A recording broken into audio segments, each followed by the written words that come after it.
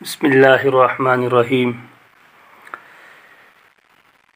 मुअज़्ज़ज़ सामीन व नाज़रीन, अस्सलामु अलैकुम वरहमतुल्लाहि वबरकातुहू। पिछला सबक हमारा वज़ू के मुताल्लिक़ था और उसके अंदर हमने सीखा था कि वज़ू के फ़राइज़, सुन्नत और मुस्तहब वग़ैरह। आज का जो हमारा सबक है वो भी वज़ू के मुताल्लिक़ है और आज के सबक में हम सीखने वाले हैं वज़ू के उन मसाइल के बारे में जो मसाइल हमारी ज़िंदगी के साथ हमेशा पेश आते रहते हैं। नंबर 1 ये कि क्या वज़ू के अंदर नियत करना ज़रूरी है, शर्त है? क्योंकि बसा औक़ात हम वज़ू कर लेते हैं और नियत नहीं होती है, और वज़ू के लिए जनाज़ा का धोना ज़रूरी होता है, वो सब हम धो चुके होते हैं।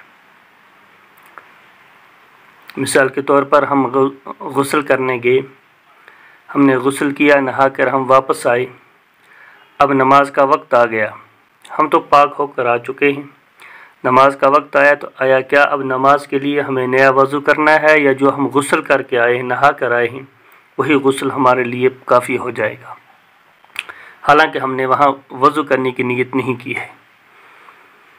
इसी तरह एक आदमी अगर दरिया में गिर जाए और वहाँ से वो पूरा गीला होकर बाहर आया, तो आया वज़ू के अंदर जनाज़ा का धोना ज़रूरी था, वो तमाम उसके धुल चुके हैं, तो क्या अगर इसी हाल में अब ये नमाज़ पढ़ना चाहे तो पढ़ सकता है, या नया वज़ू इसके लिए करना है, क्योंकि वज़ू की नीयत इसने नहीं की थी। इसी तरह और भी बहुत सारे मसाइल हो सकते हैं। बारिश में एक आदमी गीला हो भीग गया है और पूरा वहाँ से वो तर होके आया है, तो क्या उसके लिए भी नमाज़ पढ़नी दुरुस्त है या नहीं?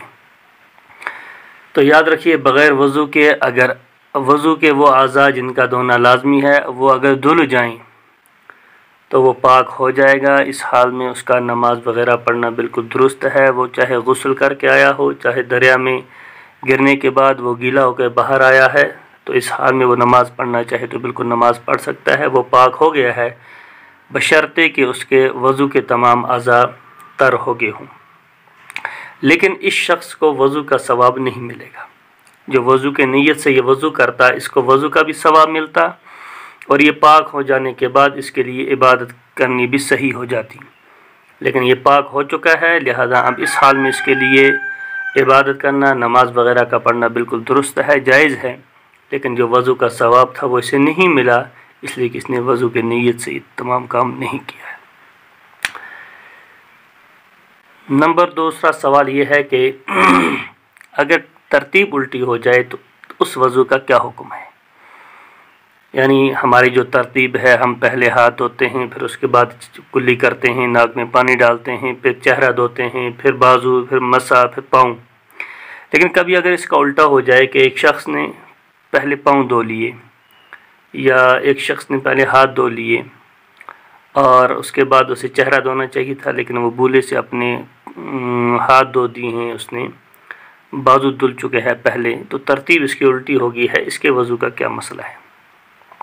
तो याद रखिए, अगर तरतीब उल्टी हो जाए और तरतीब उल्टी हो जाने के बाद वो तमाम अज़ा पूरे धुल लेता है तो उसका वज़ू हो गया है, वह नमाज़ पढ़ सकता है, उसकी नमाज में कोई कराहत नहीं है।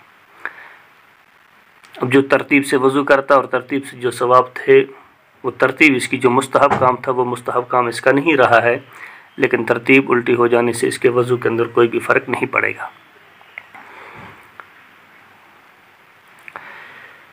सवाल नंबर 3 ये है कि एक अज़ू को धोने के बाद दूसरे अज़ू को धुलने के लिए कितना वक्त चाहिए, इसके बीच में कितनी गैप रख सकते हैं? तो इसके लिए याद रखिए कि एक अज़ू को धोने के बाद दूसरा अज़ू इतना जल्दी धुलना चाहिए कि पहला वाला अज़ू जो हमने धुला है वो खुश्क ना हो जाए।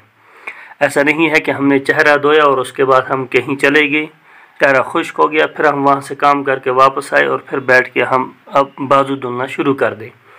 ऐसा करना मकरूह है, बल्कि जब वज़ू के लिए बैठ जाएंगे तो मुकम्मल पहले वज़ू मुकम्मल कर लिया जाए, फिर उसके बाद आदमी बाहर निकले।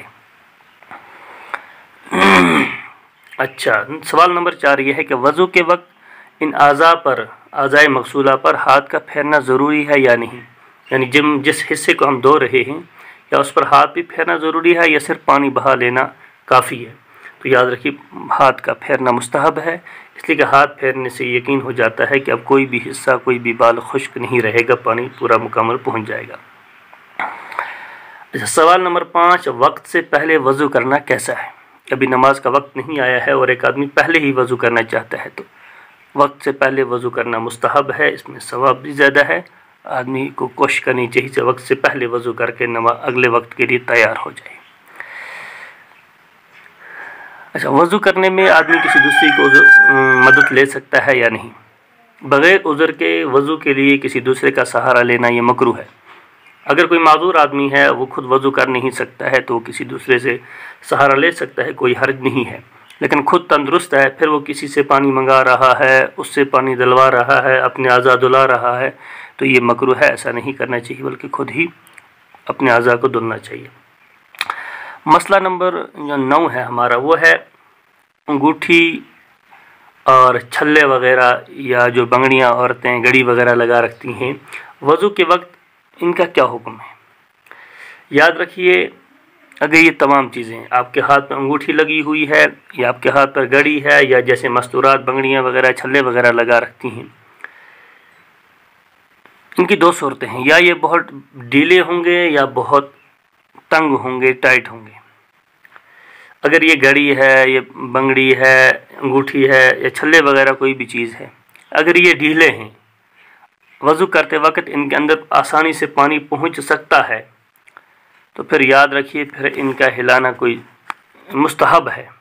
پھر ان کو وضو کرتے وقت حرکت، انگوٹھی ہے، حرکت بنگڑی ہے، اس کو حرکت دے دینا، یا گڑی وغیرہ لگی ہے تو اس کو حرکت دینا مستحب ہے۔ اگر یہ کھلی ہیں، اس کے اندر پانی پہنچ سکتا ہے، لیکن اگر یہ بہت سخت ٹائٹ ہیں اور اتنی تنگ ہیں کہ آسانی سے ان کے اندر پانی نہیں پہنچ سکتا، تو پھر وضو کرتے وقت ان کا ہلانا، حرکت کرنا، ان کے نیچے پانی کا پہنچانا یہ واجب ہے، ضروری ہے۔ اگر حرکت نہیں دیں گے، پانی نہیں پہنچا، تو ہمارا وضو ہوگا نہیں۔ لہذا اس چیز کو بھی بہت ذہن میں رکھیں وضو کرتے وقت، خصوصاً مستورات، کیونکہ ان زیورات کے اعتبار سے انہیں بہت زیادہ چیزیں استعمال کرنی پڑتی ہیں، تو مستورات کو وضو کرتے وقت ان چیزوں کا بہت خیال رکھنا ضروری ہے۔ اسی طرح مسئلہ نمبر جو 10 ہے، ان کا بھی ہماری مستورات سے بہت گہرا تعلق ہے۔ وہ یوں ہے کہ ہاتھ پر آٹا وغیرہ کوئی ایسی چیز لگ جائے، اس کے بعد اگر آدمی نے وضو کیا تو کیا اس کا وضو ہوگا یا نہیں، اس کا حکم کیا ہے؟ یاد رکھیے، آٹا ہے یا شمع وغیرہ ہاتھ پر لگ جائے تو اس کا حکم یہ ہے کہ آپ کو پہلے وہ ہاتھ سے وہ آٹا اور شمع وغیرہ جو لگا ہے، آپ کو وہ ہاتھ سے اٹھانا ہے، صاف کرنے کے بعد ناخن وغیرہ صاف کر کے پھر آپ کو وضو کرنا ہے، تاکہ آپ کا وضو مکمل ہو جائے۔ لیکن اگر کسی مستورات نے، کسی عورت نے آٹا گوندا اور گوندنے کے بعد ناخن وغیرہ صاف نہیں کیے اور ان پر آٹا لگا ہوا تھا، یا شمع کسی پر گر گیا اور شمع لگا ہوا تھا، وہ اسی طرح جا کر وضو کر کے آ جائے تو اس کا وضو مکمل نہیں ہوگا، اس لیے کہ ان کے اندر اس حصے تک پانی نہیں پہنچا ہے۔ اب مسئلہ یہ ہے کہ بعد میں اگر اسے پتہ چلا، وضو کرنے کے بعد بندے نے دیکھا کہ میرے ہاتھ پر آٹا لگا ہوا ہے یا شمع گرا ہوا ہے، تو وہ کیا کرے گا؟ اگر وضو کرنے کے بعد فوراً وہ دیکھ رہا ہے تو اس کو حکم یہ ہے کہ وہ اس کو اتار کر اسی جگہ کو دوبارہ دھو لے۔ اگر ابھی وضو کر کے آیا ہے تو اس کا وضو ہو جائے گا، ورنہ بہتر یہ ہے کہ نیا وضو کر لے۔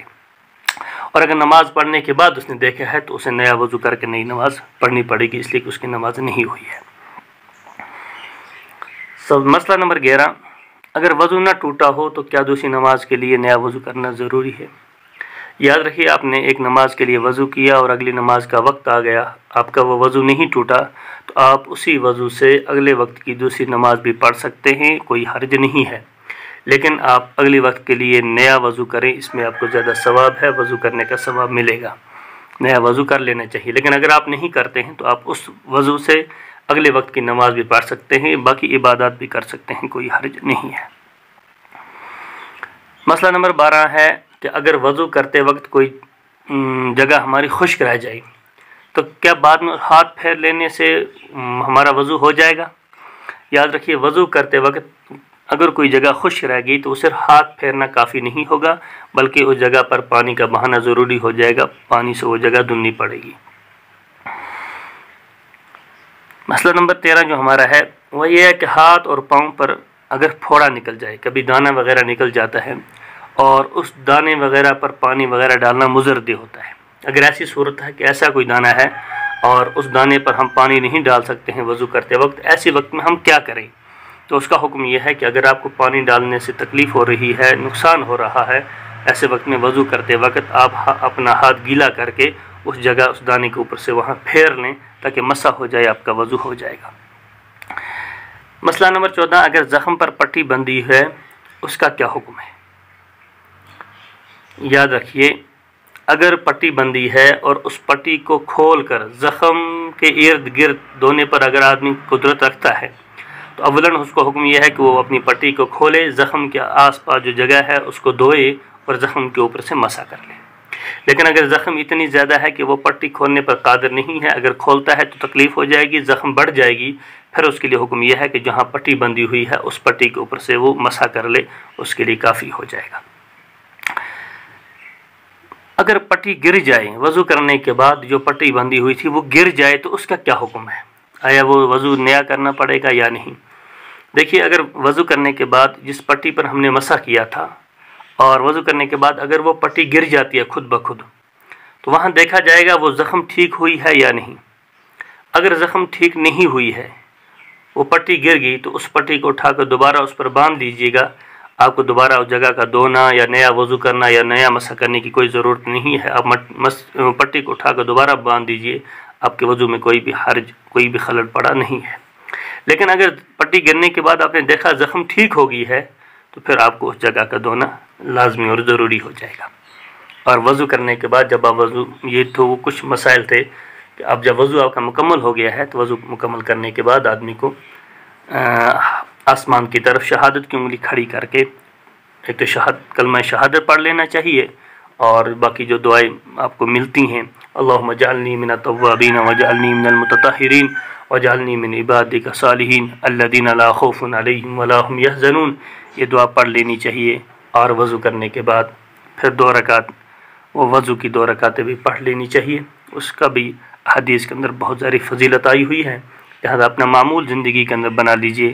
ایک تو وضو کے بعد یہ دعا، اور وضو کے بعد پھر 2 رکعت حیۃ الوضو کی 2 رکعتیں پڑھ لیجئے، کیونکہ اس میں بہت زیادہ ثواب ہے اور ہم سب ثواب کے مستحق ہیں۔ یہ تو ہمارا وضو کا جو سبق چل رہا تھا، اور وضو کے متعلق جتنے بھی ضروری ہمارے مسائل تھے جو ہمارے روزمرہ زندگی میں پیش آتے ہیں، ان مسائل کو آپ تک ہم نے پہنچایا ہے۔ اللہ تبارک و تعالیٰ سے دعا ہے کہ اللہ تبارک و تعالیٰ سننے سے زیادہ عمل پیرا ہونے کی توفیق عطا فرمائے، اور ہم سب کو ان باتوں پر عمل کرنے کی توفیق عطا فرمائے۔ وآخر دعوانا الحمدللہ رب العالمین۔